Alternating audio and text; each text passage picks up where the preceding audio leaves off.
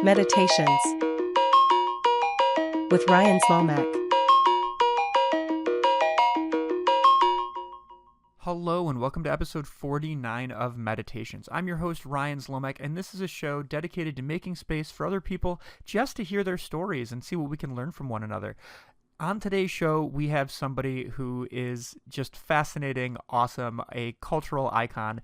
We have DJ Rose on the show. If you're from Central New York, you know DJ as the owner of Halo Tattoo. If you're interested in the punk and hardcore scene, you might know him as one of the vocalists of the band Path of Resistance. If you're somebody that has found interest in underground cultural movements, you know him as one of the leading figures in the vegan straight edge movement of the 90s, having done lots of different media appearances. But in the end, DJ is just a fascinating human with an amazing story about finding things that you're interested in, turning those things into just amazing projects that the community can enjoy, and just being thankful for what you have. So without further ado, let's jump into this. Let's hear from DJ Rose. DJ, thanks so much for joining me for this. I know we've talked about doing this for a while. I believe were born in California and then ended up making your way to a little town that I knew nothing about, a hamlet, if you will, called North Bay, New York. And that was that was sort of where things kicked off for you. Is that correct? Not at all. Yes. Awesome. I was born at Griffiths Air Force Base in Rome. My family's from Oneida. My dad was in Vietnam, so we were at the base for me being born. I was born backwards, not legs first, not arms first, and I've tried to, stay true to that coming through. They had to break my arm to get me out, and I had a black eye. So yeah, that was my day one on Earth. We lived in Oneida. My dad won the lottery in 1974, but was really bad into drugs when he got back from Vietnam. People with drug problems and money, that doesn't help a damn thing. Him and my mom got court separated. He moved to California. And my mom stayed with us in Oneida, but then my dad got in a really bad accident. He was a carpenter. Got in a really bad accident, lost memory and lost use of his body and stuff. So my mom went out there and he regained everything, but he didn't act any better. Like childhood trauma in Vietnam and drugs and probably whatever concussion from that fall just made him not the best character. We lived in San Rafael, California for, I think, 3 years. I know I lived there for the bicentennial. And then back to New York, because I saw Star Wars in New York, and that was 77. So I was back here by 77. And then eventually ended up in North Bay. Okay, well, thank you for clarifying that, and my apologies for having my details off. The fact that your story starts off in this, just fascinating, storybook on acid kind of way is fascinating. I didn't know that your dad had won the lottery. What was the sort of story on that? How obviously didn't manage it properly, but I was 5, so he gave half to. I had one living grandparent, my grandmother, who I saw maybe twice ever because she didn't like my mom. So he gave half to his mom, and the other half, he just sped through it. He bought a car, did a lot of drugs. And, he was abusive to my mom, which is why they got separated. And he chose to move, so he moved to California. But yeah, 50,000 was a lot back then because I think a house was probably 3,000. But it's funny, my only memory of that, and how real are memories? I don't know. But my mom would tell this story also, is that he brought me to this toy store and he's like, you can get whatever you want. You can get whatever you want. And I just wanted this rubber Spider-Man on a string, it kind of goes back and forth. And he got really mad about it because he wanted to get me something big. I just wanted the thing I wanted, which is crazy because had it been 4 or 5 years later, I would have got all those Shogun Warriors and I would have got all this stuff. But apparently at the time I was, there wasn't any, nothing like that was really out yet. It was it was 1974. I was 5. Yeah, and 5-year-olds didn't really understand economies of scale. Yeah, I just wanted superhero capes and Spider-Man stuff. I love it. So you guys eventually settled in North Bay, and this is your 2 siblings and your mom. I don't know if I want to say what was the appeal of North Bay, but why did that end up being the place that your mom decided to settle? So we came back from California. My mom had packed 3 boxes of toys, some suitcases with clothes, and a driftwood coffee table, which I still own. That's all she brought with. And we stayed with my relatives who were saints in Utica, my Uncle John and my Aunt Lorraine. And we stayed in Utica for a year. And then we ended up in North Bay because my great aunt owned a house there. We rented it from her. Tiny little house. It was awesome. I loved that house. And we lived there, except for a couple years when we moved into a trailer on Route 49 and then moved back to North Bay. That's where I grew up from 4th grade till graduation. And what, like, for people who are listening, you know, somewhere that's not upstate New York, like, what is North Bay? Could you kind of describe it to us? Well, I describe it by I don't even tell people usually that's where I'm from because they won't know. I'll say Camden, and that's even really small. So I'd say Rome area. You know, like I kind of, like, I work from the gross to the subtle. I kind of work down to their knowledge or whatever. It's on the northern part of Oneida Lake, right up from Sylvan Beach. It was a great place to grow up, I'm going to tell you that. I mean, rednecks, but like the same as everybody else in the 80s. You wake up and you go outside till it's dark, and then you go home. You know, like I rode BMX bikes and built forts in the woods and broke ice on creeks and played in the water and, you know, skateboarded and BMX'd the 80s away, you know, played video games at the arcade. You know, it was like pretty freaking awesome. Like for as sad as I was, because I didn't really have any friends till my last couple years of high school, like really just like what a way to grow up. Pretty sweet. What was your relationship like with your siblings? I was like 5 years older than them, so like really no relationship, you know, because like that makes a world of difference when it doesn't make any difference once you're out of high school much, you know. That difference between, they were close in age and they were always bickering because they were younger. So my mom was under a lot of stress. So I think I just like tried to get them from fighting so that my mom would just relax because she was overwhelmed extremely, you know, raising 3 kids on her own.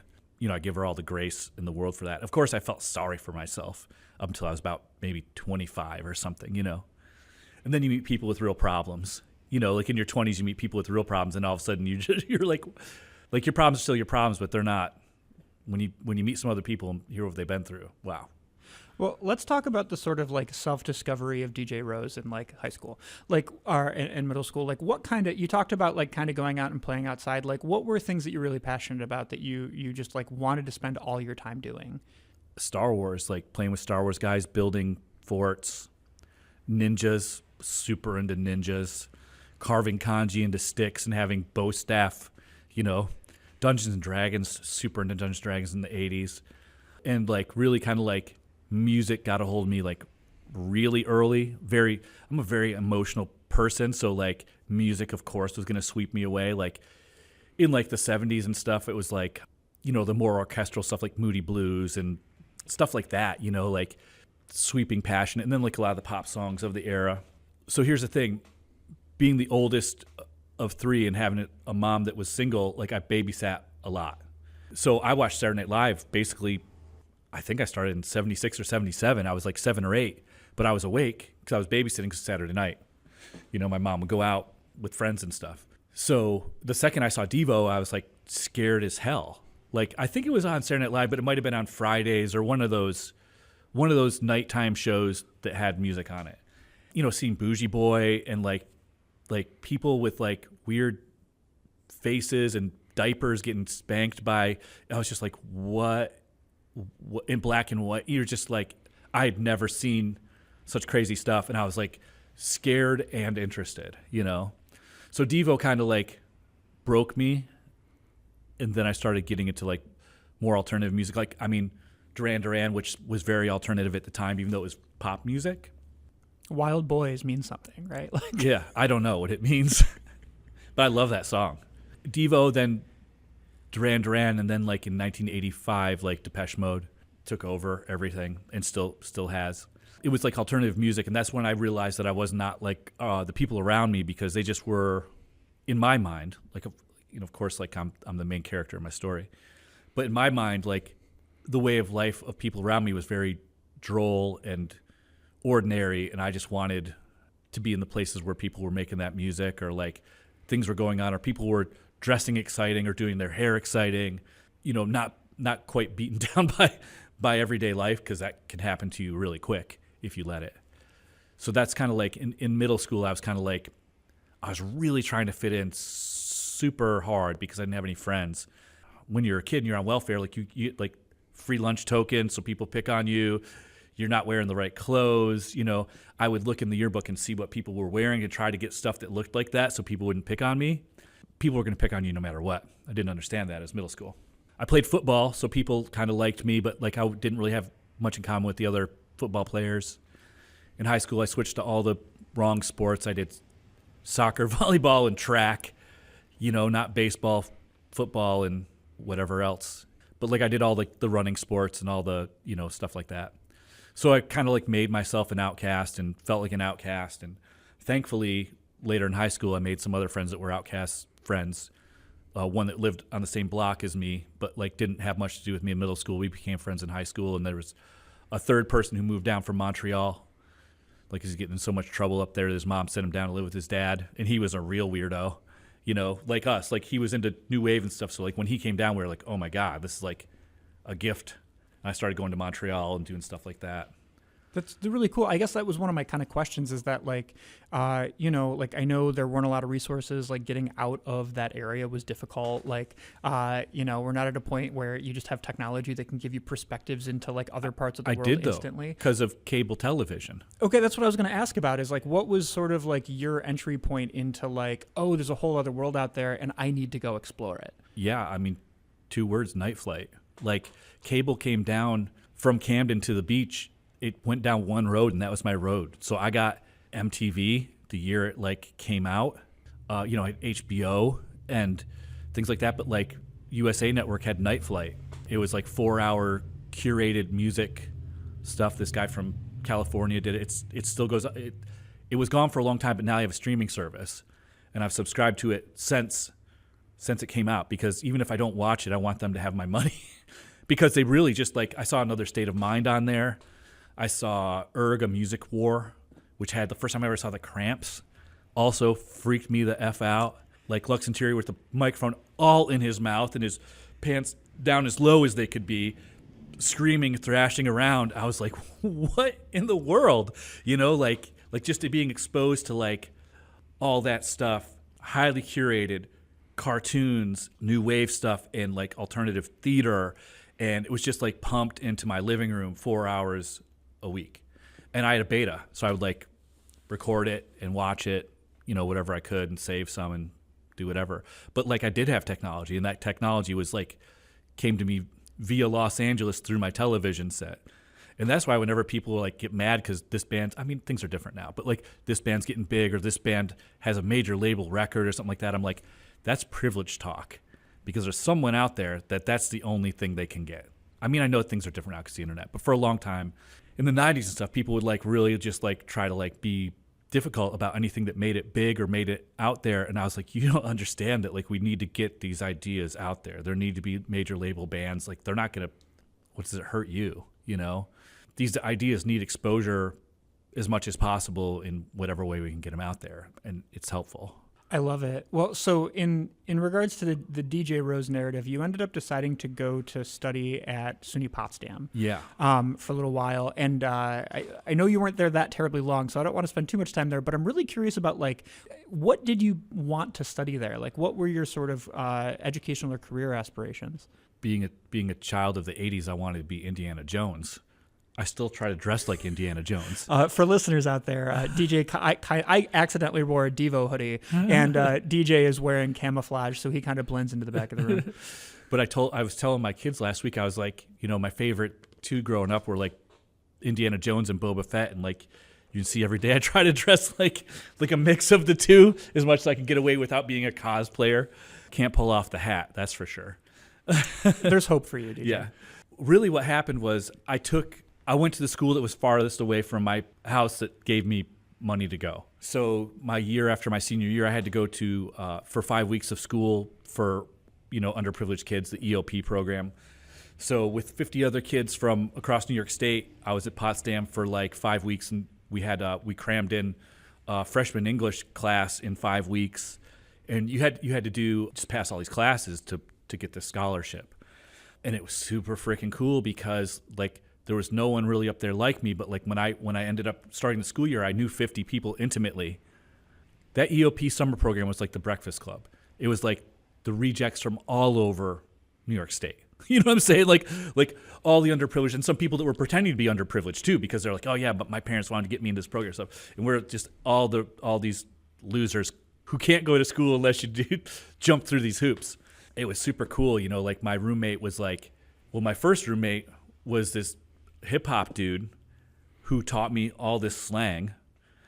So I knew all that going into college because I was from the woods. You know, like everyone was so different from me. They're all picking up, and they all loved me because like I was the punk kid, you know. So I was like the missing piece from their John Hughes movie, you know. Like so, like it was really fun, and I never drank, so like that blew people's minds. I don't think anyone ever has really pressured me ever to drink. There might be a guy like, oh come on, you know, but that's like not real pressure. That's just someone being a jerk. But like in college, everyone thought it was cool as hell. Every fraternity wanted me to join, and I was like, I don't drink, and they're like, you won't have to, and I was like, yeah, I'm just not my brand anyways. But I went to all the parties, I walked people home, I did all the stuff that a good friend would do, and I had a really good college experience.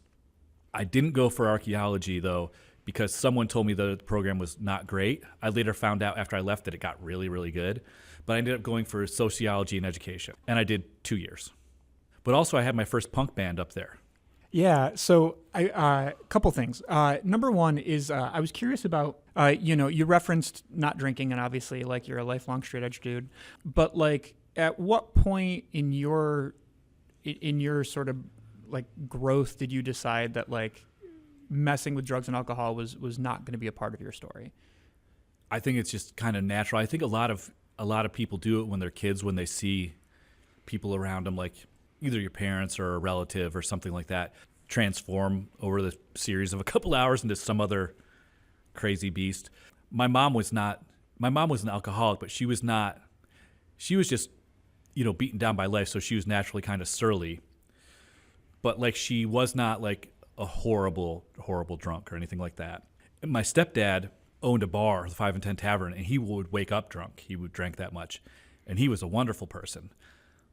So that's the thing, is like I didn't really have horrible examples in my house. Like I didn't get beat. I didn't get like, you know, there's a lot of like emotional kind of stuff that happens that's not physical, it's emotional.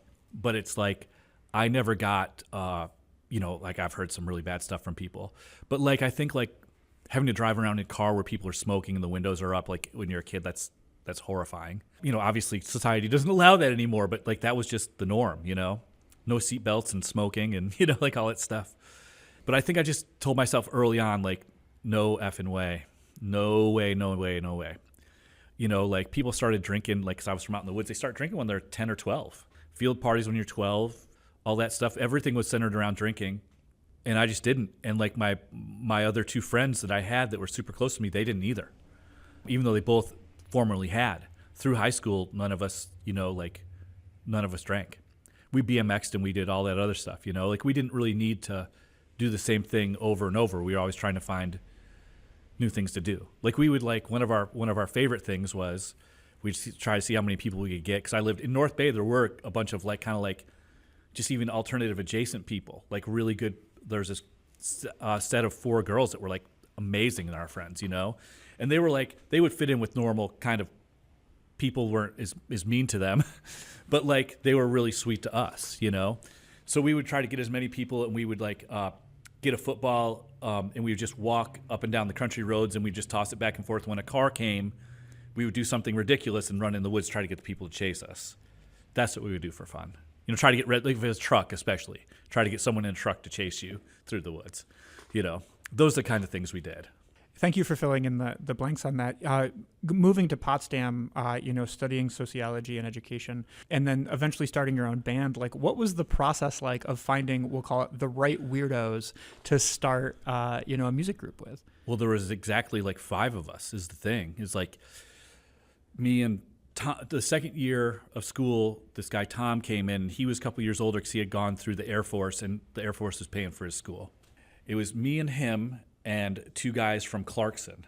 So, I mean, Clarkson and Potsdam are right next to each other. Clarkson had a radio station, and they would do alternative shows. So we started going over there and hanging out with all the people.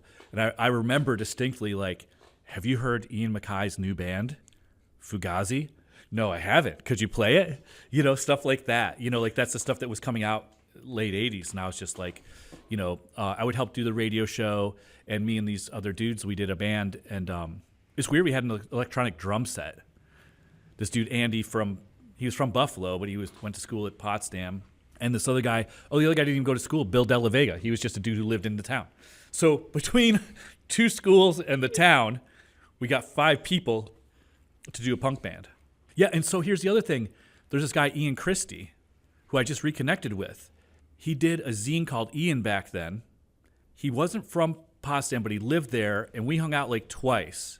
We had a common friend, this guy Gary, who was a punk rocker from up there who was really smart, and he moved away too. But Ian does that liquid metal, or does a metal show, and does that Bazillion Points book thing. And he and I were friends for a fleeting moment the summer he was up in Potsdam.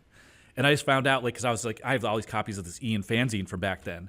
And someone was like, that's the guy who does Bazillion Points. I was like, you're kidding me. So Potsdam, for as small as it was, kind of was like a nice jump off for me.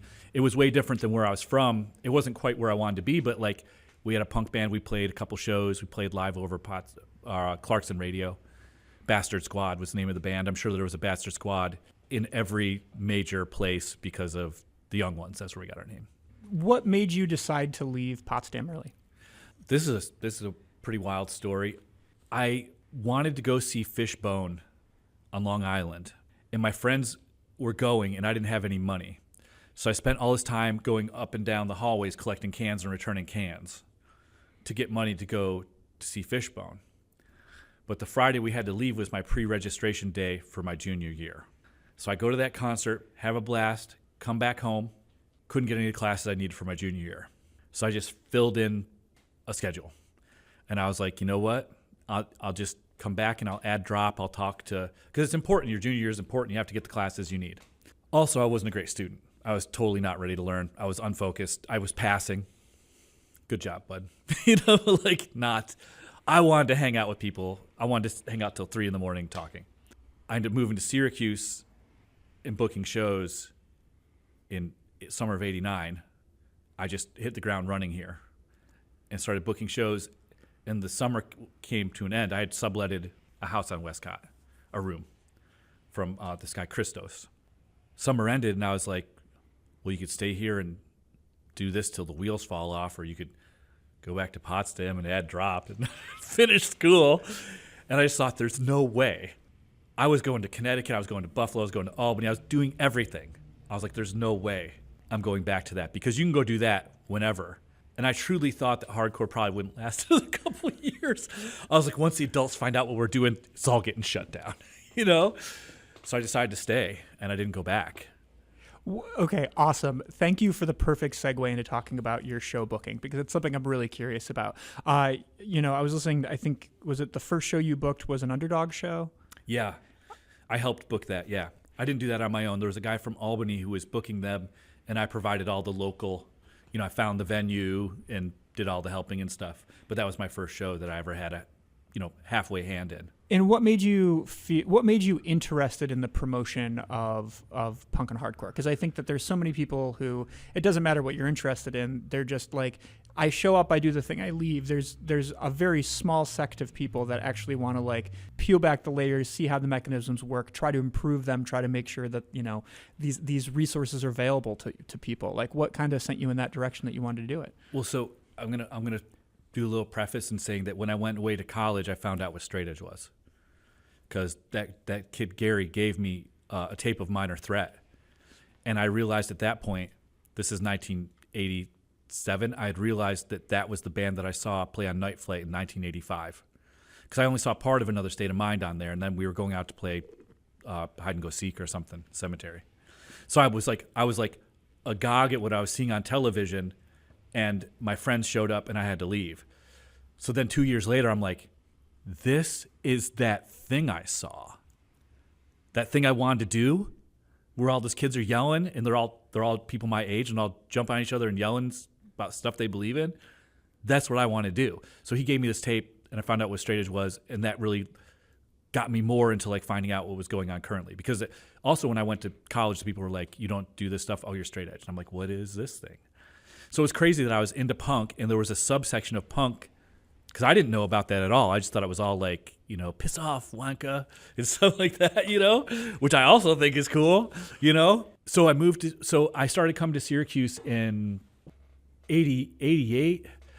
My girlfriend had broke up with me. I had a girlfriend through 2 years of high school, and then she broke up with me my second year of college, which was a gift because we needed to be apart, but I was not strong enough to do anything about it. So my friend from Camden was like, let's go to Syracuse. There is a college night, as they used to call it, alternative radio thing, college night. Because back then, college radio was alternative radio. That's what they called it. Like REM and things like that, we're like, Violent Femmes, like college music. You go away to college, you get weird, and then you turn back into a normal person. So I showed up for this college night with my friend. I was wearing an Agnostic Front t-shirt. And I'm sure I had suspenders on that were probably down and combat boots, not Docs or whatever. And I went and showed up and no one would talk to me because they probably thought I was the unsavory type of skinhead. These dudes came up to me and they were like, "Oi, skinhead, are you a fascist?" And I go, that is dumb. And they just looked confused and walked away. And after that, people started coming up and introducing themselves to me because unbeknownst to myself, I just told off the three dudes that everybody was afraid of. I didn't know that. But I think that those people never really, they count on fear, and I wasn't afraid of them, so they left me alone. And I ended up meeting people here, and then they invited me back for a New Year's Eve party. So I came back for a New Year's Eve party, and that's when I met like tons of people. And that's how I ended up moving to Syracuse in '89. Because they were this group called Poser, Punks of Syracuse Engaged to Unite and React.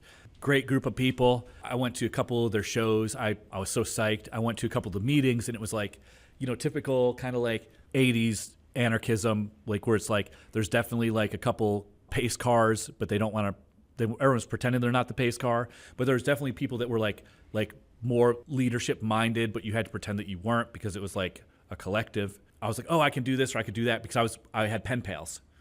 I was like, I can get this band, I can get Underdog. And they're like, oh, we heard the Underdog said this bad thing about women. And I was like, you heard that from who and what or whatever, rumor mill.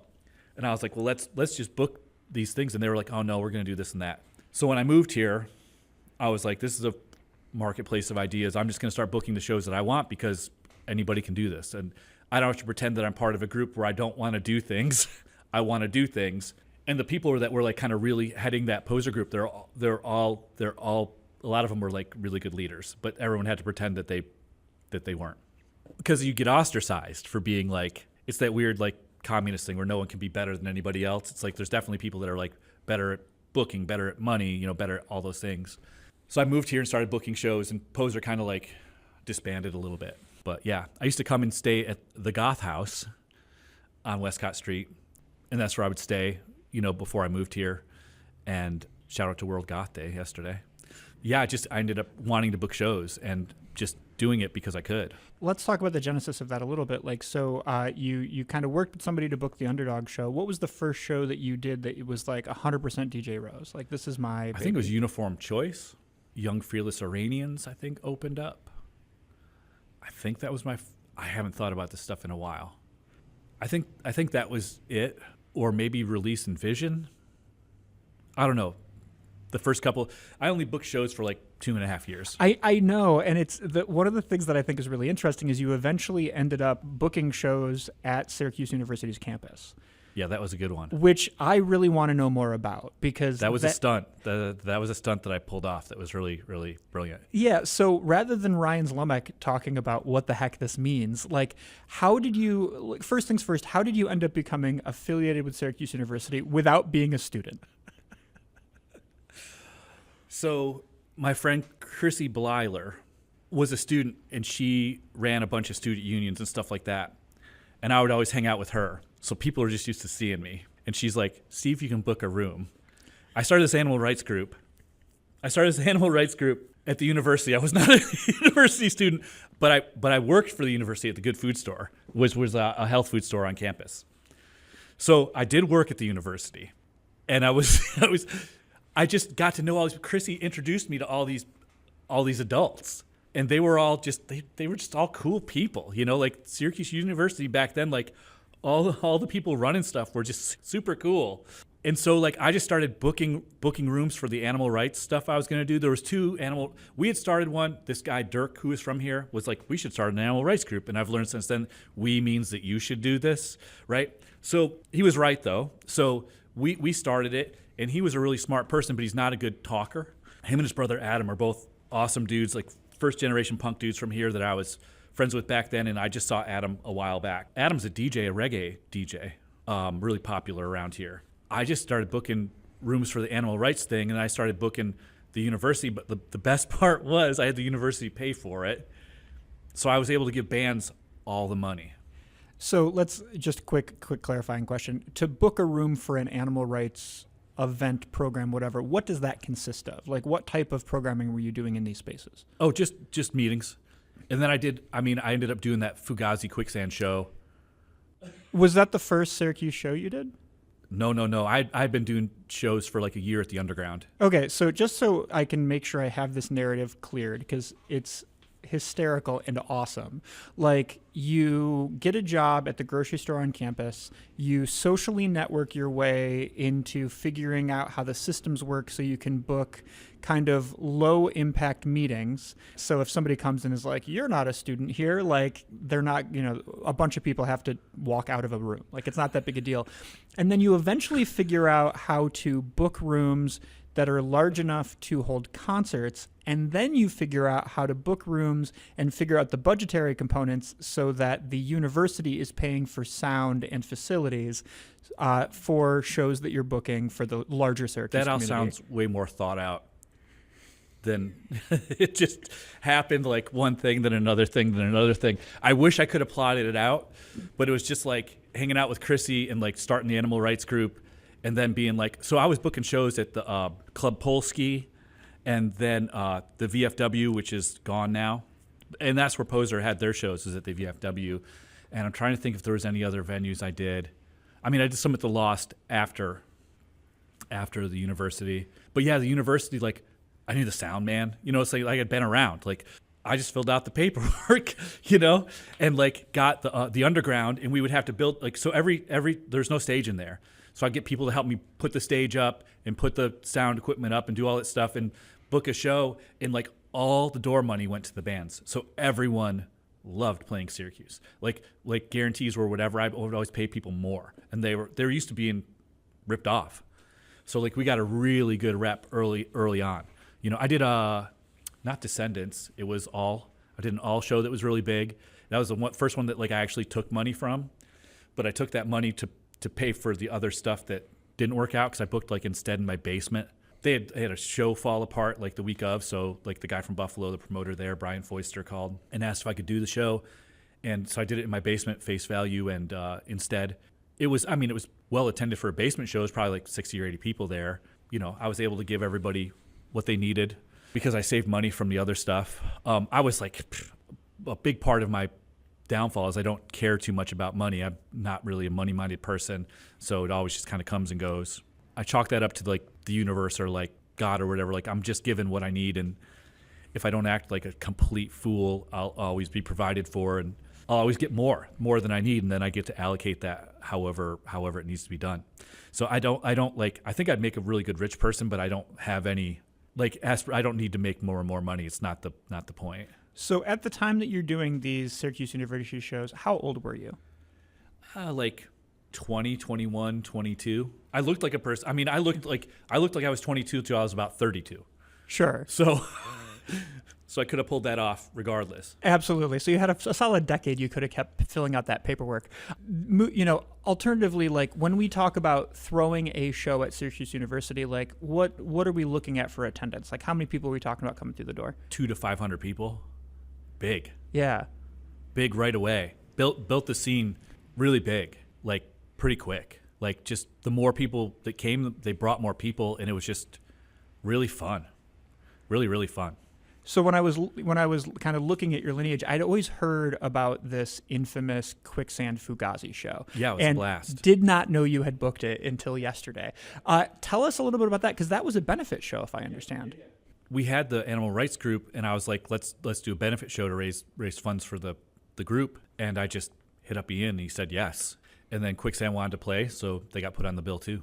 They wanted to. That was the first time they ever played with Fugazi. They wanted to play really bad with Fugazi, so they contacted me, and I was like, "Yeah, let's do this." Walter and Ian just had to hang out together. They did, yeah. And Ian stayed at my house that night. It was both awesome and not awesome. You know, we made him food, and we were having a blast and stuff. And he asked me to play him some records.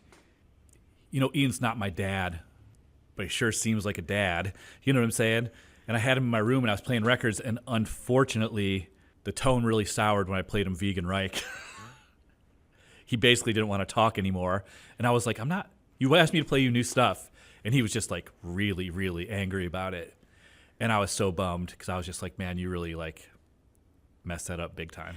So for listeners out there who are maybe unfamiliar with kind of the punk and hardcore space, I want to just like paint this picture a little bit, which is that Ian MacKaye was the lead singer of the band Minor Threat. Minor Threat had a song called Straight Edge, which is sort of what jump-started the sort of straight edge sobriety movement.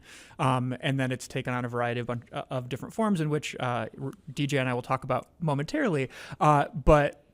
He then Minor Threat broke up. He formed this band Fugazi, and you know he's hanging out at your house. So like to sit there, and I think that's just one of those moments where like no matter what you do when you're in front of your heroes, for lack of a better term, you always screw something up. You always reflect on those moments, and they're magnified, and it's just like I failed so bad to endear myself to the person who made this little world for me. I'm sure you're still welcome on the Discord, porch. I'm sure they'll still let you go there, DJ. Yeah, I was supposed to go with Toby last month when I was in D.C., but I couldn't fit too much stuff into one day. So I've still never been to the Discord porch. Well, let's take a field trip. Okay, DJ and Ryan are going to D.C. It's happening. Moving forward, you said you only booked shows for 2 years, and like to have, I don't know, this like system in place where you're able to really successfully provide entertainment people to like walk away from that. I'm kind of curious about like what made you decide that it was time to move yourself onward to something else.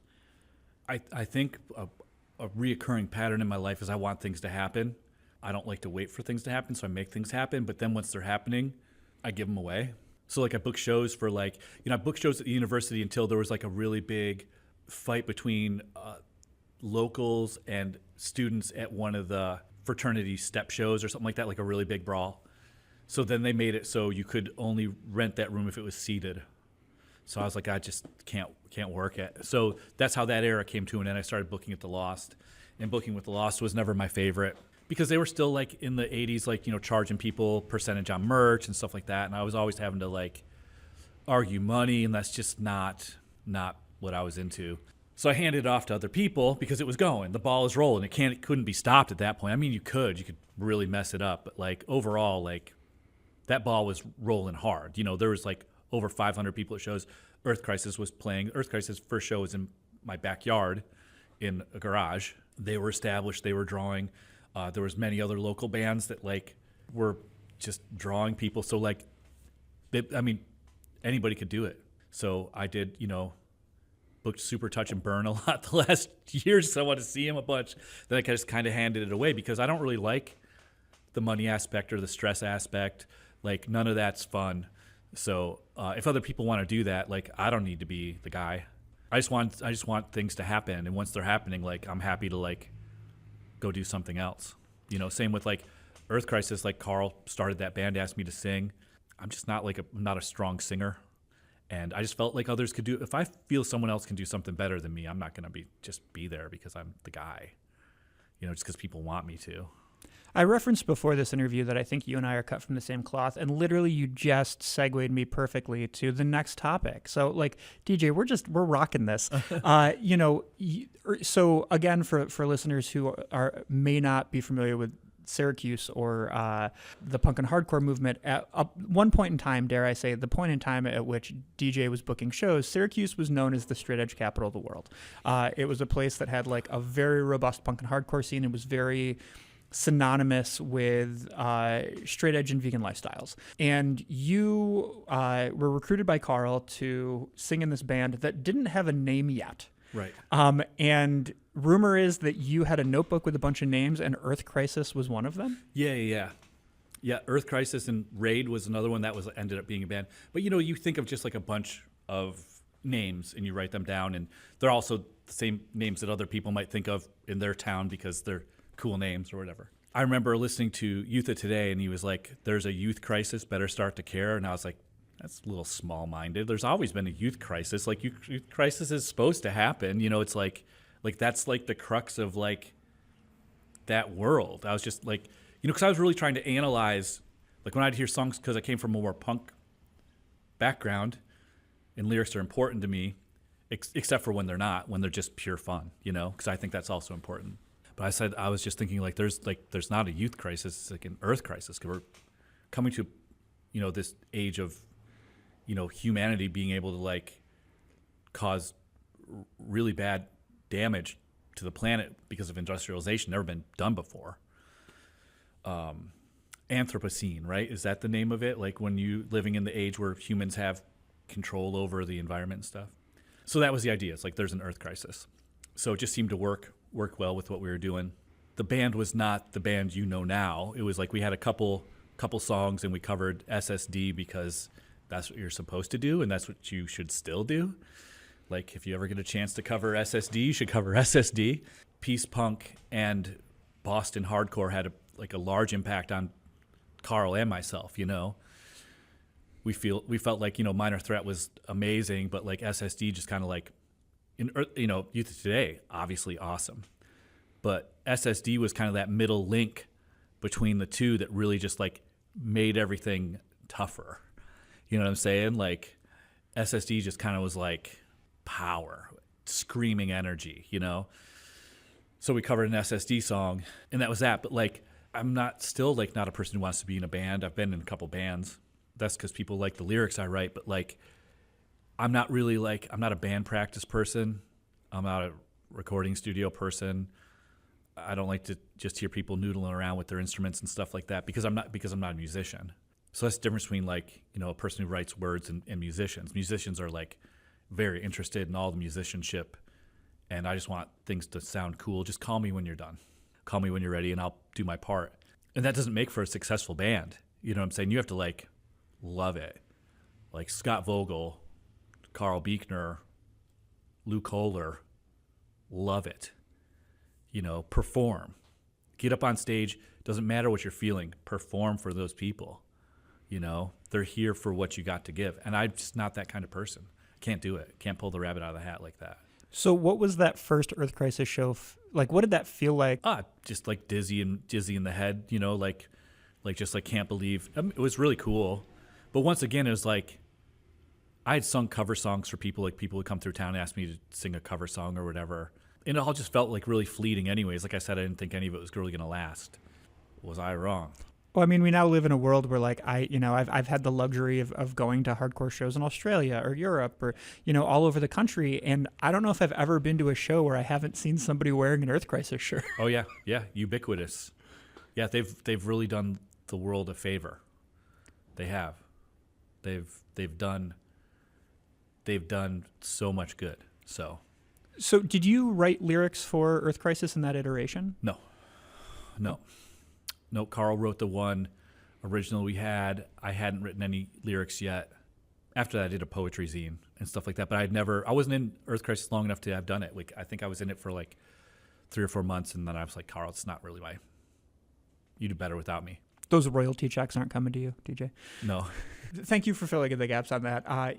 But you became this like, I don't know, like one of the things I think is really cool is that like in any sort of subculture, you've got people who are really good at something and they contribute that, and then other people are good at other things, and then that sort of helps a community grow. But like, as you mentioned, the idea of like booking shows and then giving it away, or like being part of a band and then deciding, yeah, this isn't quite for me, but I'm going to support you guys. I'll roadie for you. I'll, you know, travel around. I'll promote the heck out of you. You ended up... we had a promotion team. We would travel to cars with like 5 or 6 carloads of people wherever they played, and the people who went to shows put on a show too. We'd show up in ski masks and hoods and just fly off the stage first thing. Like, you didn't have to like Earth Crisis in your town. We were going to go there and like them for you. And by the time you left, you would be converted because you'd be like, what just happened? Well, that's what I'm kind of curious about is you have this like native guerrilla marketing part of you that I think is really interesting. And, in regards to like, if we'll just stay with Earth Crisis for a second, and then I want to talk about Cabal.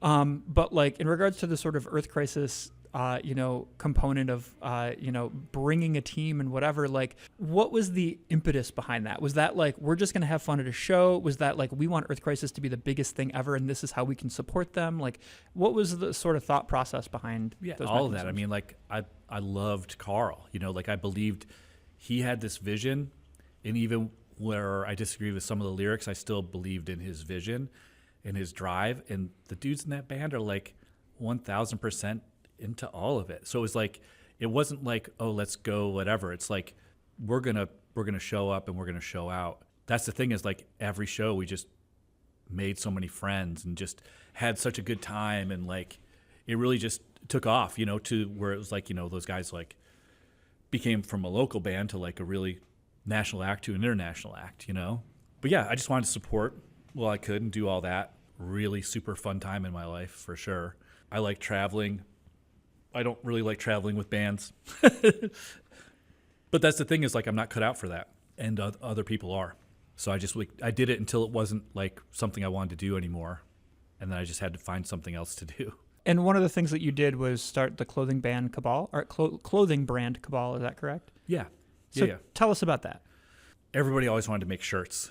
Like in the 90s, everyone was, I'm going to make a shirt that's blah, blah, blah, blah. Because it was fun to have, because people didn't used to really have that, and then it became a thing that you could do. Put out records, put out shirts, zine, whatever. So I had these ideas for shirts to like promote animal rights and stuff like that. I had an artistic vision, but not artistic skill. I was always going to the same person.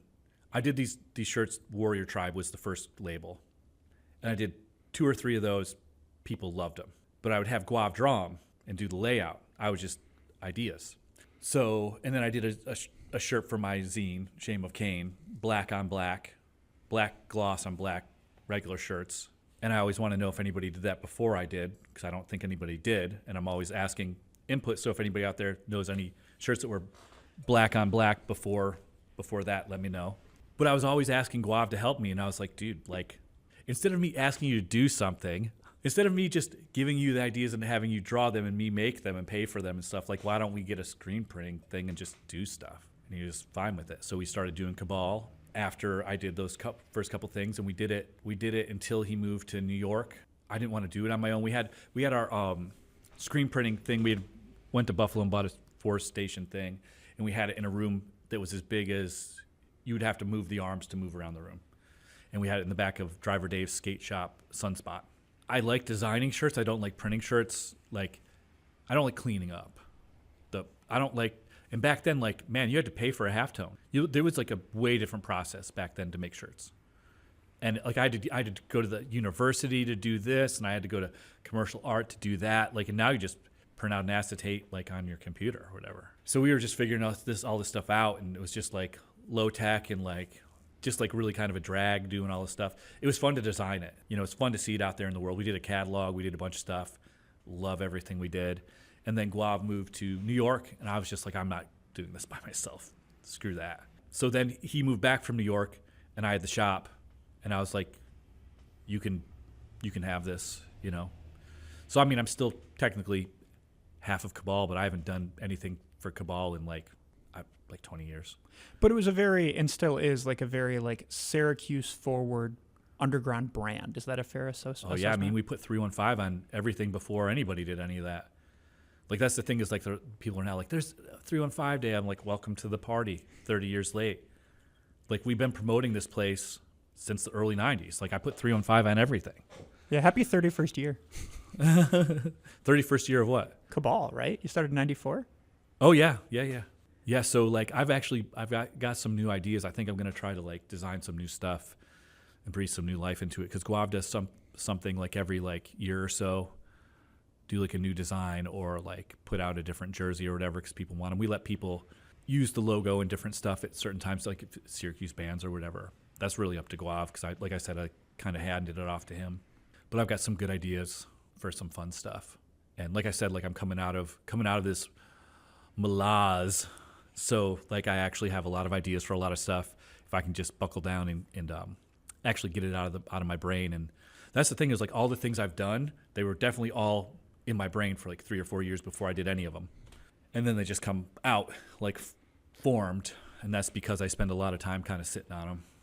I remember being younger and wanting to be a creative, for lack of a better term, and like listening to a lot of author interviews, and somebody would say like, oh, that name for that character in this novel I thought about for 5 years and then finally put it in there, blah, blah, blah. And me being terrified of that and just thinking like the idea that you like that I can't just do something immediate, that like I'm not going to be able to make art that's going to matter tomorrow. Like I have to have an idea today and in 5 years it'll, gestate into something, was this horrendous idea. So like I appreciate you putting that out there, because I think that like in a creative space, like it's important to recognize that like as long as the gears are turning in your brain and you can find joy and excitement in the creative process, that means you're doing the work, and the actual byproduct will happen at some point. Take notes.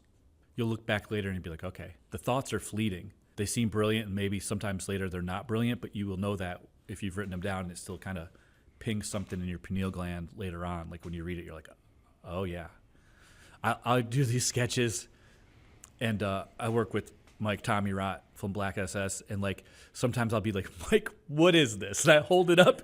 And he's like, you're holding it upside down. It's this. And I'm like, yes. Because I've just done these quick sketches. And sometimes I don't know what they are. And I'll be like, I remember I was really excited when I did this. What is it? And so that's the thing, is like he has vision also. So he'll see the thing that I did as a little note that I thought was brilliant. And then later on, I don't know what it is. Well, I'm glad you brought up Mike, because Mike is a tattoo artist at Halo Tattoo, and I want to hear the origin story of this business, because from what I understand, I've always known you as a tattoo artist. I've never known you not as somebody that is willing to take ink to somebody's skin permanently. And I was fascinated to learn that when you started Halo, you were not a tattoo artist, and you had no plans to be one. No, it's terrifying. So, didn't want no part of it. Yeah, so Halo starts in 97. From what I understand, like you want to get your first tattoo, and you were having a hard time finding the culture of a tattoo parlor that you wanted in Syracuse, so you ended up going to Auburn to get one. Yeah. My first tattoo was done by Tattoo Tony, who was also a Vietnam vet and a real rough around the edges character. And I had searched through Syracuse. I went to some shops and just nothing spoke to me. And I heard about him, and I went there, and it was everything I wanted it to be. He's like mean and rude and like, but also awesome. You know what I'm saying? Like of my dad's era, like a Vietnam vet. Like those guys. I got tattooed by him, and then I just wanted to have them. So I would get tattooed out of houses or do whatever. I just wanted to have tattoos. It's funny because for how choosy I was for my first one, I was not very choosy after that. And then I started, I'd be on tour, and I knew a lot. I was meeting a lot of tattooers, because a lot of tattooers were like punk or skate dudes that were like 2-3 years older than me, who were like really good artists who had found their way into tattooing one way or the other. So I started learning a lot about tattooing, and my friend Banks was tattooing me, and he was not a good tattooer, but he's a really good artist. So those two things are different. But he had all these books. He's like one of the smartest people I know. He and his wife Betsy, like they destroy books. Like they just read all the time. Banks is a fine artist. He's in tons and tons of galleries. He's done so much stuff. Youngest person to ever have a solo show at the Whitney. He was one of the guys supposed to open the shop with me, but he ended up doing other things. So good for him. Betsy teaches people how to read in prison. So whenever I ask her, like, what's going on, she goes, well, I just got out of prison. She always starts. But so anyways, like Banks had all these books on tattooing and stuff, and I would look at him and be like, wow, and he would like, he's like 5 years younger than me. He's like way smarter than me even back then. We talk about symbolism. We talk about what numbers mean and why things are built certain ways and stuff. Just super brilliantly minded person like that. And it got me really interested in art and architecture, because I always thought it was magic, and it is, but it's like, because everything's magic. Language is magic spells, and that's how we cast things, and that's how we make reality, and we understand reality. So if you learn how to master magic spells, you can rent rooms and get a university to pay for it, or you can get people to come and build a culture that might help shift the world. You can do any of these things, but you have to learn how to master the magic of words and art and things like that. So like I was kind of like on a mission just to learn about all I could. And it really made me like brutalist architecture. I hated it till someone told me why it was there. Now I love it. There's so many things that I was just like, don't care, who cares, big deal. But if you have someone who loves something tell you what they love about it, your world gets way better. Also worse, because when you see things that are bad, you're really bummed out. So I take that back. Have no taste. Your world will be better. You won't care what you eat, what your house looks like, how you present yourself. You won't care, and you'll be happier. I take back the take back, but continue.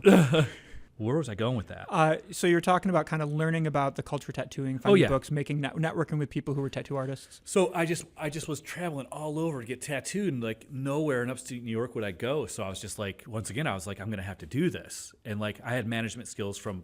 Can I stop you for 1 second? Very few people say, this thing isn't in my town. I guess I have to do this. Like, what was the linchpin where you were like, I guess I got to start a tattoo studio? I was traveling too far to get tattooed. Like I wanted to have tattoos, and the people here that I knew wanted to get them, we had to go so far away. And I was like, if I can get people to want to come here, then I don't have to go everywhere. And the people that I know don't have to go everywhere. That's what I wanted. That's all I wanted, was to have a place. And you know, like, did you ever listen to Cold Cave? Pretty much sums it up. He's like, when you're from nowhere, you can go anywhere. When you're from nothing, you can do anything. Like something like that, I'm paraphrasing. But when you don't have crap, you can't lose. Like how do you get less than zero? I grew up with like barely anything, so everything seemed like a victory. No matter what I did, even if it didn't continue, I did it. I did something. So I was going to do this thing, see if I could attract some talent. I myself had no aspirations for doing any of this. You know, I've like creative vision, but I couldn't get it out of my hand. But I could art direct. I knew what I wanted. I knew what I wanted things to look like, and I could direct. I know that everyone thinks they're an art director, and they're not. You definitely aren't. But I felt like I was. So yeah, I just wanted to have a place here. So I'd asked Banks, and he ended up going to school and being a fine artist. I'd asked Mike Ski. He didn't want to move to Syracuse, and he ended up, just touring all the time and stuff.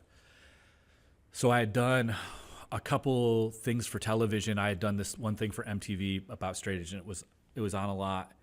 And actually, it was crazy. I had gone to New York. Banks was living in New York, going to school, and I traveled to New York with Mike Ski, and Guav met us down there. So all three of us were down there, and we were going to get tattooed by Banks in his apartment. And we got down there, and Toby from H2O, found out I was in town and hit me up, and he was like, we're going to, I don't know if it was Long Island or Staten Island. Tonight, I want you to go with. Let's hang out. It was like H2O's first year. And I was like, I'm down. I went that night, and he was like, you got to come tomorrow night. We're playing in Philly, and like it's going to be amazing. And I was like, all right. So I just ditched on getting tattooed. So Mike Ski went with me the first night to Long Island. Guav went with me to Philly. So we go to Philly, and like there was a lot of people like acting weird towards me because I was on television. Like people have either a really good or a really negative reaction to that. But the cool thing is, like, there are so many people, I even meet them now, who say, I was allowed to go to hardcore shows because my parents saw you on 48 Hours, or I can't remember the other things we did at the time. We did like 3 or 4 specials at the time. They were all really, really good. So I know I did all right. You know, you made my parents feel good about going to do this stuff, and I'm like, oh, I really ruined your life, you know? You conveyed yourself in a way that was respectable enough that people were like, oh, this isn't as dangerous and scary if my kid goes. Yeah, it is dangerous and scary, but it's dangerous and scary that you're supposed to, it's initiation into a different life, and it's supposed to be scary. It's supposed to be dangerous. There should be a barrier to entry, you know, all these things. Like, everyone belongs, but not everyone belongs, you know, and you find that out. And different scenes handle it differently or whatever, so I don't know what anybody would really be walking into that I wasn't controlling, but I felt here things were really, really pretty safe for how chaotic they were. But you were in either Long Island or Staten Island with Toby from H2O, and people were acting weird to you. In Philly, like, so the second night in Philly, they were. So I was kind of hiding out in the back, and Guav came back, and he was like, hey, you know that guy from the tattoo magazines who has the chrome X's on his throat? I'm like, yeah. And he's out there. You want to meet him? I was like, yeah, you know, because back then anybody with a straight edge tattoo, you're like, oh, I got to meet him. So I went out to the merch table and I met Ron. That's where I met Ron. He was there with his friend Maddie, who was working the merch booth, and we just hit it off. I would go down and visit him, or he would come up and visit me, and he would make tattoos out of my kitchen. He worked in a shop down there. He worked at for this guy Joe Johns at Wizard's World of Tattoos, which is still a shop and still super awesome. And they helped put on the Pagoda City Tattoo Convention, which is 10th one this year and the final one in August. So Joe Johns, he was working for Joe Johns down there, and he'd come up and just tattoo out of my place. And he's like, after coming up a couple times, he's like, hey man, I heard, you asked Mike Ski and Banks to like have a shop with you. Why haven't you asked me? And I was like, dude, you're busy as hell, like all the time. And like, this is like, there's no guarantee here. Like, we're definitely not going to like, we'll do all right, but like, it's not proven. There's 3 shops here. They're all biker shops. And I think that there's, like new things are happening. We could do this, but like, I can't guarantee anything. And he's like, I don't care. I need to leave. So that was it. He moved up in 97. We opened the shop in September of 97. And I remember, putting the shop together for like the month. And then we had like the night before the opening, I remember distinctly turning off the lights and being like, someday this will feel normal. And it feels so crazy right now. I own a tattoo shop. I don't tattoo. Co-own. Ron's my business partner. And I just ran it for the first 5 years. I've told this next part of the story so many times. I'm just going to. Well, hold for 1 second until we get there, which is, I'm just curious about like, where was this first location? We were behind Fagan's off of Marshall Street, behind Fagan's Pub in an alleyway. So we were a true back alley tattoo shop. Yeah, like you had to go to the seedy part of Marshall Street to get to the seedy tattoo shop. Yeah. And then what was, just business operations for those first 5 years? Like, obviously every day is a different tale, but like, how did business sort of kick off once you guys started? I mean, you're the master of word of mouth, but like, were people like flocking to your doors? Did it take a while? Well, for winters were always hard in tattooing and still kind of are, but we did all right. I didn't really make any money because I wasn't tattooing. Ron gave me a percentage, which was really generous, but I worked 5 other jobs. I would wake up and I'd go to the Syracuse and make chips and salsa. Then I'd get on the bus and I would go to work at either William Snow or Pottery Barn. And then I would come back after that and do all the shop management stuff. And then we opened a second location in 99 in Liverpool. So I was doing all those things. It was fine because, like I wanted things to work. So I put money into the shop for a long, long time. Like I didn't make any money out really. We covered everything and we did okay. And more than that, like we were drawing guest artists and like having a real good time. It was those first bunch of years. The first couple of years were kind of shaky. Some employees that weren't phenomenal, but that's always, I think, going to be the case. I mean, it's been the case the whole way through. There's been really good ones, and like other ones I do not prefer. But that's owning a business. And like the first couple of years were like just really kind of cool, putting it all together and seeing what worked. So it was you and Ron, and then obviously there's overhead expenses, and there's the money coming in from people getting tattoos, things like that. How many different tattoo artists were like permanently in the space at that sort of first iteration? It was just one other tattooer, and then Ray, but then we moved Ray out to Liverpool. We started a second shop, and then Ron apprenticed Grez and Claire, and they were with us till 2002, I think, or whatever. So like just enough, a couple employees each place. Yeah, but we're not we're saying there's like maybe 2 to 3 people at any given time at these shops that are kind of doing their thing. Small, but like that was the thing, is like it was manageable because it was small, and when there's less people, everybody gets a little more business and stuff. So you talked about like feeling like this is chaos. At some point, this is going to feel normal. Like, at what point did it feel like this was normal and sustainable? Oh, probably about a decade in. I think there was a real kind of blow when Grez and Claire left because they had like bigger aspirations, and like we always want the best for people. When people leave right, they leave with our blessing. If we've also been screwed over by people. But like when people say like, hey, I think next year I'm going to leave, or I think in 6 months I'm going to leave. Thank you very much for telling me. We got to try to find somebody else. But like that was like, 2001, 2002, and like I had just started a family. We had to move the shop because we got a better better location. The landlord at the other place was just, they never respected us, even though we paid on time all the time. So it's just kind of like a shaky bit. But then like once I started tattooing, I was like, oh man, I was so nervous the first bunch of years, like stomach aches all the time and stuff like that, like after I apprenticed. But then it started feeling normal maybe around 2005 or whatever. Because before that, like, you know, like that's the thing is I was running it, but I was not really, I mean, I was contributing as far as artistic vision. I'd be like, I want an ad to look like this, draw me an ad that looks like that. And this, I'd write the copy, you know, in like probably the public face of all of that, you know, Ron being the talent that people saw and me being the talker really, really worked, you know. And then we moved and things got a little shaky and then easier. So 2 questions. One is what culture did Halo bring right from the beginning that Syracuse didn't have? Or like what type of culture were you trying to bring to the tattoo space that Central New York didn't we have? loved American traditional tattoos. We always felt that like all tattooing is valid. You want something, you get that. But there was this aesthetic, like I felt like, you know, to move forward, we needed to look back. All my favorite tattooers and my favorite art style was like American traditional or neo-American traditional type of stuff. And it was not popular at all for like quite some time. But then once we started putting it on records and stuff, that changed. I think there was like the H2L album with like the Sacred Heart and then the Path record. And the Path record really turned the tide because it was all just traditional flash that Banks had done for us. And we started seeing everyone getting that stuff tattooed. And then after that, like I think every release was like tattoo related for like a decade. That's awesome. And then question 2 is like, what made you decide to make the jump from being the guy who owned the shop to being a guy who tattoos at the shop he owns? Oh, well, I got talked into it by my favorite tattooer, Dan Higgs. Like I told you, like when I was going to Banks and looking at those books, like there was like I Tattooed America or the Tattoo Time, that Ed Hardy had put out this series of small kind of like books. And I remember flipping through it and being like blown away by this stuff. And I was like, who is this guy? And I was like, seriously, like, and this is the thing I always say is like, you can get them like that. Like you can get one like that looks like that. And apparently you can. Yeah. So I did.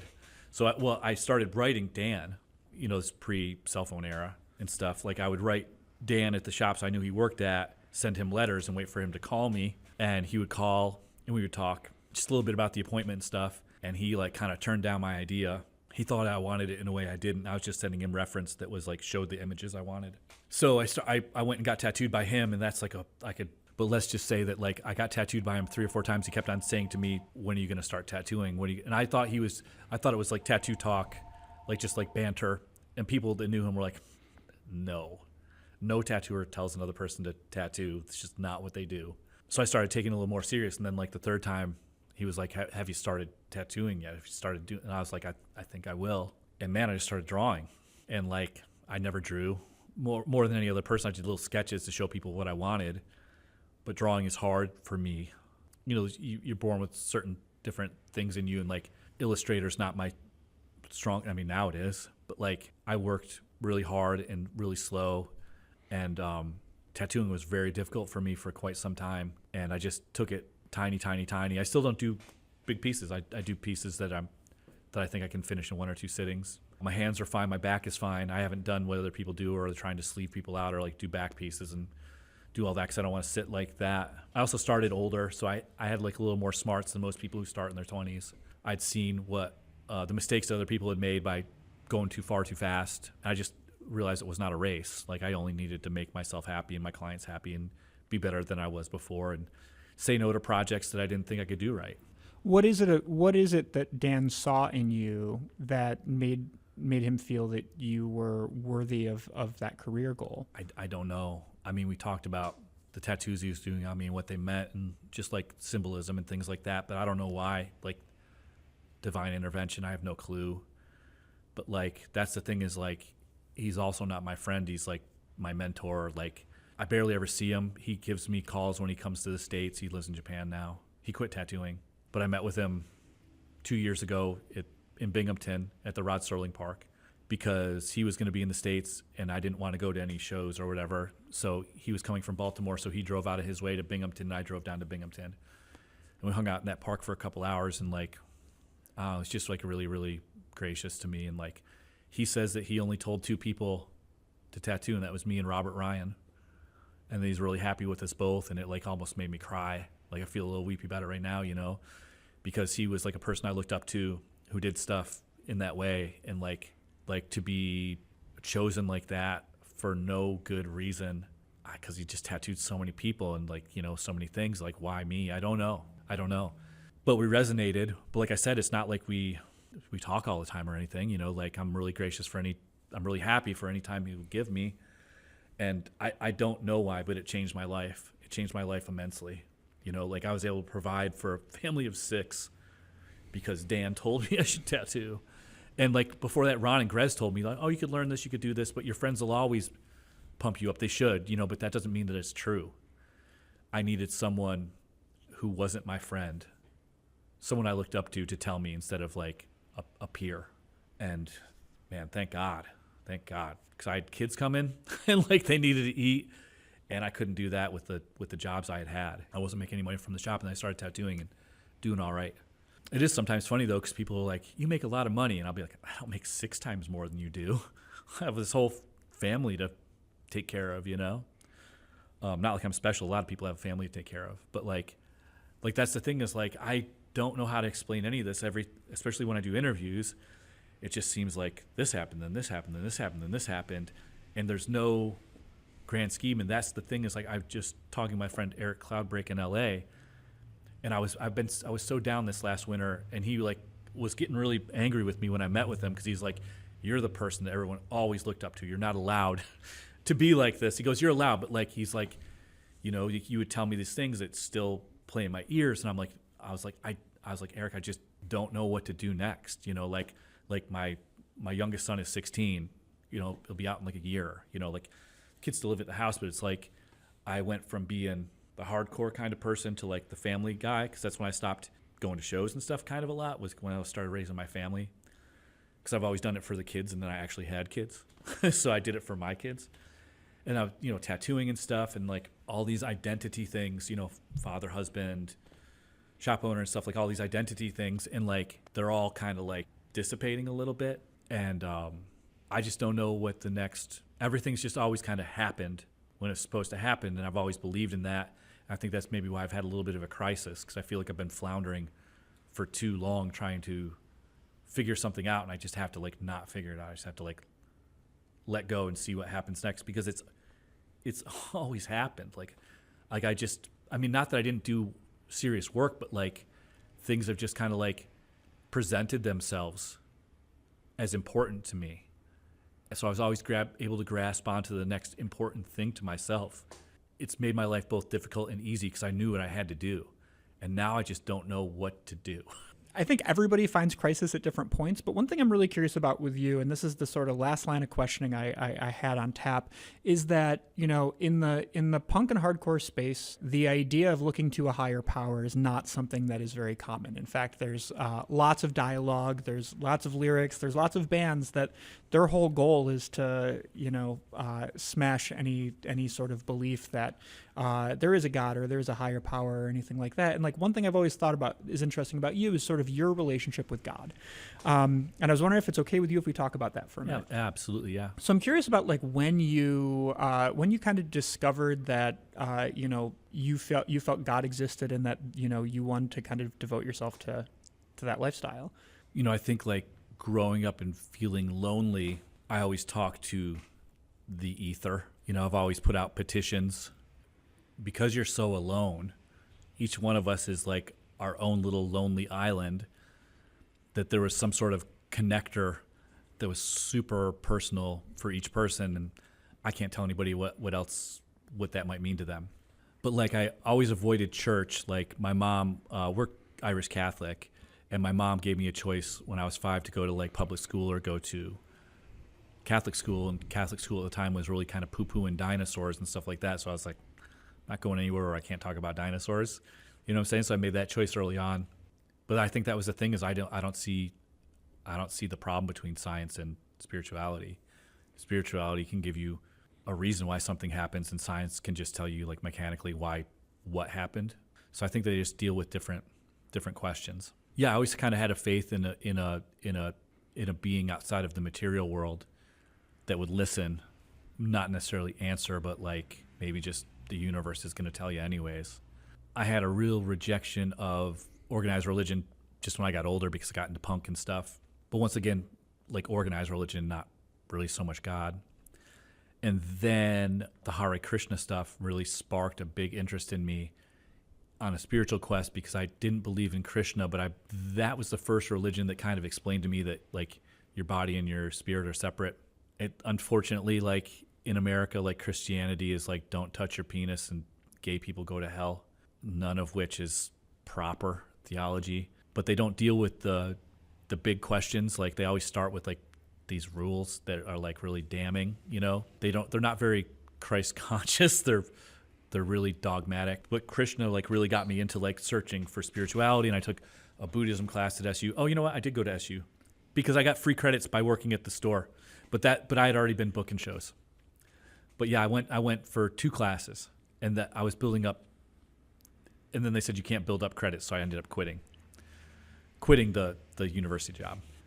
Anyways, so I was all into like reading the Bhagavad Gita and stuff like, because that was what's going on in hardcore, and I was like, wow, I really love all this stuff, but this is not the one. And Buddhism, like I really wanted to be a Buddhist. I really wanted to blame all my problems on past me instead of current me. You know, it was like a lot of appealing stuff too, which I also learned from. But then it was just Christ consciousness that really kind of grabbed me with like the Book of Revelation and like a lot of the prophecy books I was really into. So I just kind of like, you know, I didn't really in the end up having a choice. I didn't have any crazy epiphany. I'm always really jealous of people who have had like these conversions, these oh crap conversions. Mine was just from reading books, you know, and like submitting.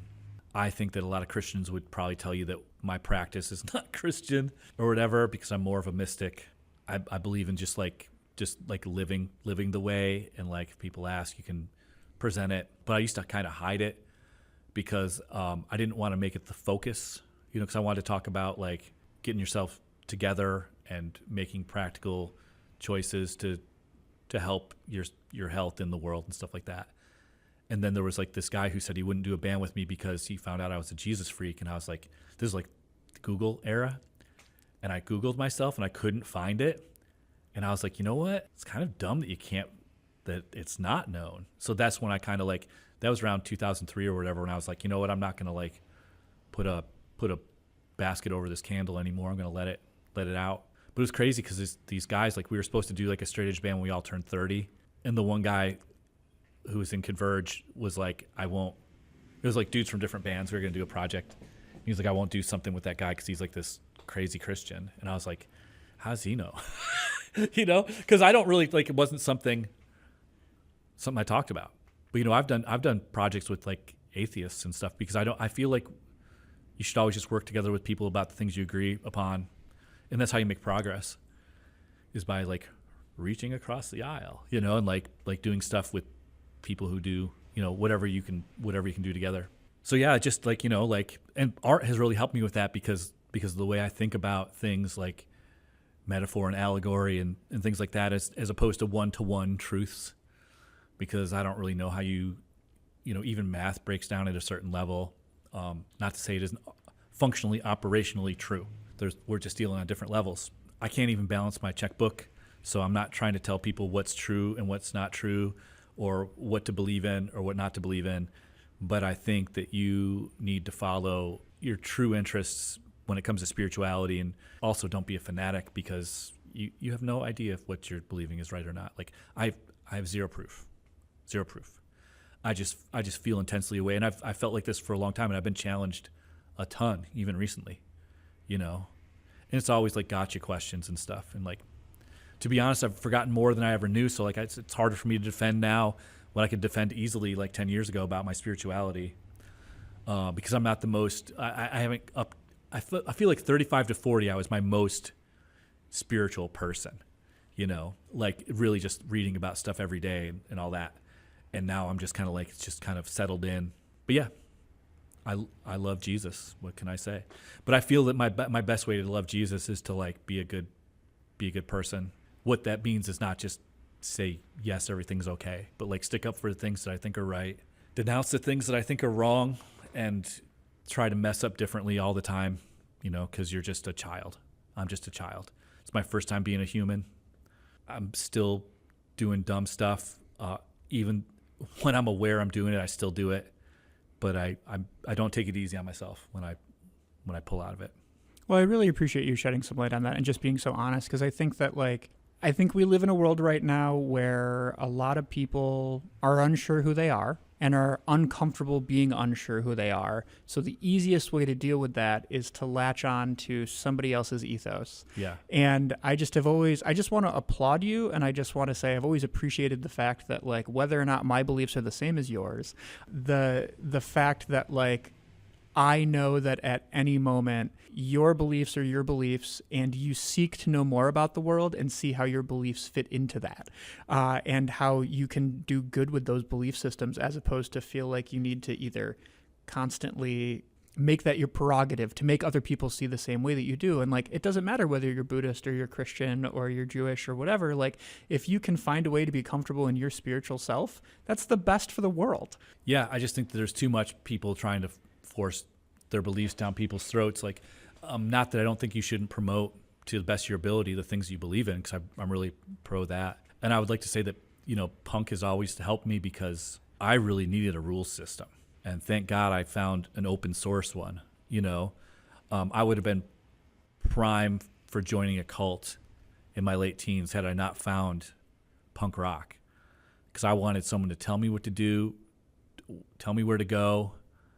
I would have rebelled against all of it, but I wanted a structured system that told me what I was doing is right, and that we're 100% on the right side of history and we're doing the exact right things.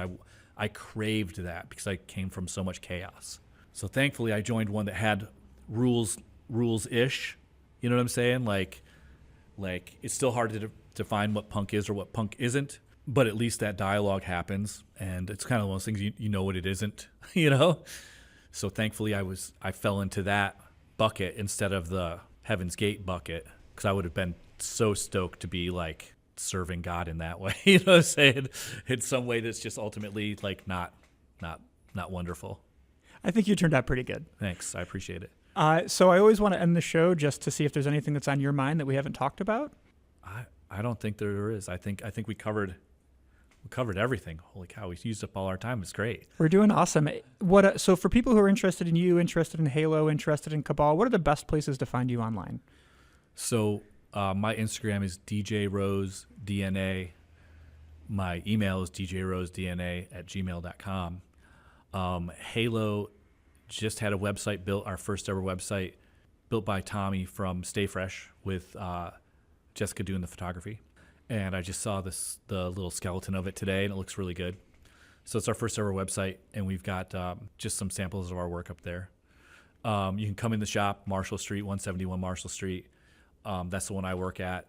We have another one in Liverpool across the street from Hyde's. I can be found at the shop during certain hours on certain days. Just find me if you want me. You are a very accessible legend, my friend. I'm just, I'm happy to be asked to do the things I do, and I make myself accessible to as many people as I can without being destroyed by energy vampires, which I have been in the past. I understand. Well, DJ, thanks so much for making time. This was awesome. Thanks, Ryan. I hope you enjoyed that conversation with DJ. If you're looking for more Rose in your life, I strongly encourage you to stop by Halo Tattoo, send him an email and just talk about art and life, or go on YouTube and look up some of the old broadcasts that he was a part of to show how community can be created in chaos. And I think that he's just a phenomenal example of the way in which we can overcome difficult circumstances and make amazing stuff. So DJ, thanks so much for coming on the show. It was an absolute delight catching up, and I can't wait for our paths to cross again soon. Looking ahead, we have another amazing community builder coming on the show on June 18th.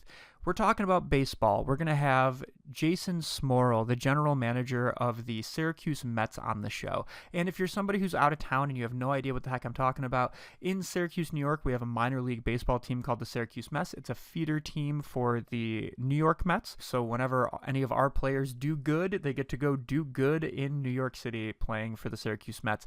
But Jason is somebody that I have great appreciation for because I think that he is a master of building comfortable communities. You don't often think about baseball stadiums as being just gathering places for progressive ideas and for communities, but this is truly a unique experience in Syracuse, New York, where our baseball stadium is a place where all feel welcome and you can just be involved as a community member, as a fan.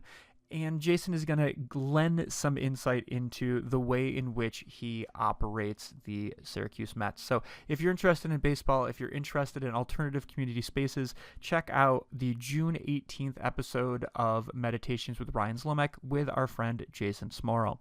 As always, I have an amazing back catalog of interviews if you're looking for something to sort of bring you joy or some other insights.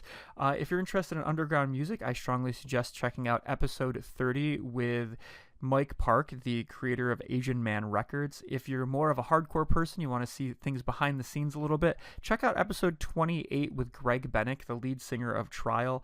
Or if you're somebody that is interested in just alternative ways of communicating punk and rock ideals, check out episode 19 with cartoonist Nate Powell talking about the way in which he took the things he learned touring and then turned himself into a National Book Award winner with his amazing graphic novel March. If you're interested in finding more about me, you can find The World of Ryan Zlomek on Facebook. You can find @Ryan Zlomek on Instagram, TikTok, and Blue Sky, or you can email me meditations@ryanzlomek.com. But as always, don't forget that this is a show dedicated to hearing the stories from the people around us. Go make some time to listen and see what you can learn from those around you. I guarantee you will find some glorious narratives and some life lessons you didn't know you needed. So go out, make space for conversation because you just might learn something. Thanks for listening. Stay awesome.